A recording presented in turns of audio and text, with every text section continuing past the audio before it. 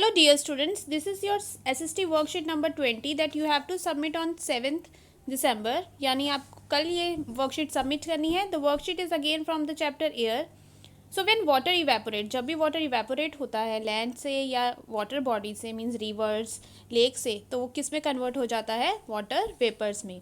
तो moisture in the air at any time is known as the humidity. तो ये जो वाटर वेपर्स एयर में रहते हैं किसी भी टाइम पे, उसको हम कहते हैं एयर की ह्यूमिडिटी. अगर वाटर वेपर्स ज़्यादा है तो एयर ज़्यादा ह्यूमिड होगी, अगर वाटर वेपर्स कम है तो एयर कम ह्यूमिड होगी. When the air is full of water vapor we call it a humid day.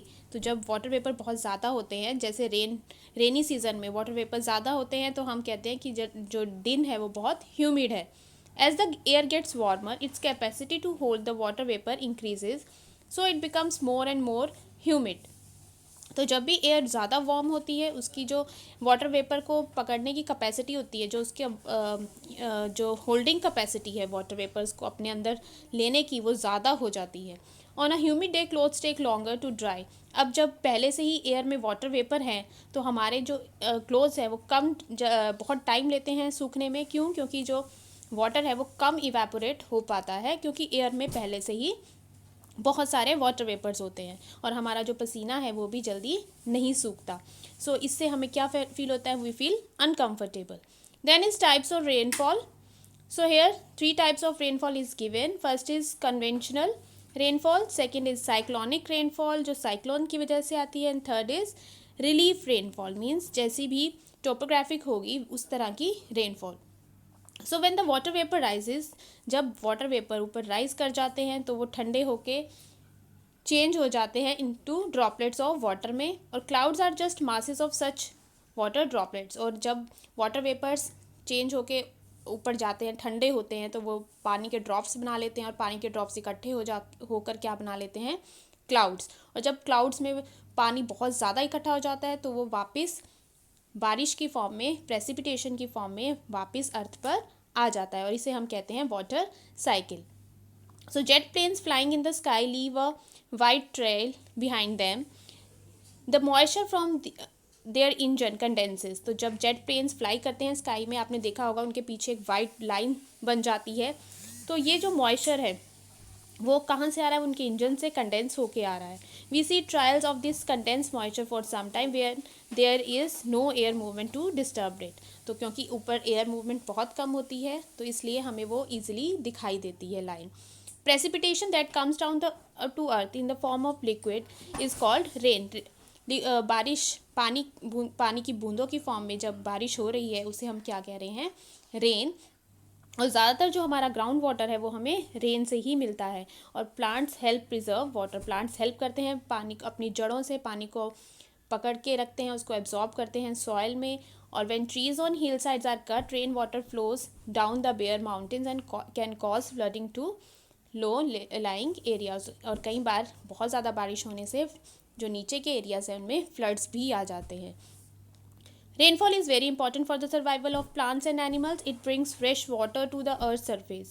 If rainfall is less, अगर बारिश कम होगी तो जो सूखा पड़ जाएगा. अगर बहुत ज़्यादा होगी तो क्या आ जाएंगे? फ्लड्स. चलिए अब हम करते हैं question answers. Right 3 types of rainfall. तो 3 टाइप्स ऑफ रेनफॉल आपको यहाँ पे दिए गई हैं. One is conventional, second is cyclonic, and third is relief rainfall. So ये तीनों टाइप्स आप यहाँ पर लिखेंगे. Second is why wet clothes take longer time to dry on rainy days.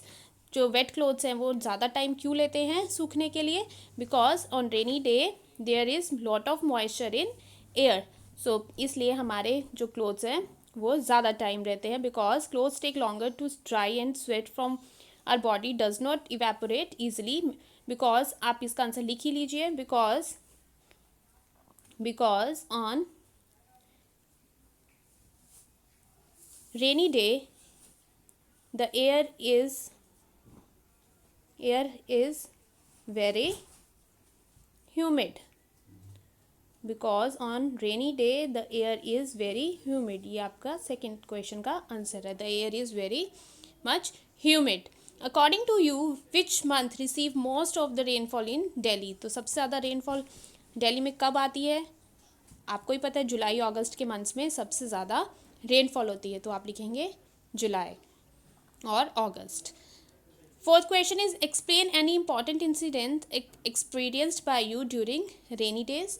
तो कोई भी इंपॉर्टेंट आप इंसिडेंट यहाँ पे लिख सकते हैं कि रेनी डेज में जो आपने कोई भी आपके साथ कुछ एक्सपीरियंस हुआ हो तो वो आप यहाँ पर लिख सकते हैं। जैसे आप लिख सकते हैं कि once there was so much rain that I was completely wet when I reached school, या फिर कुछ भी आप अपना इंसिडेंट यहाँ पर एक्सप्लेन कर सकते हैं।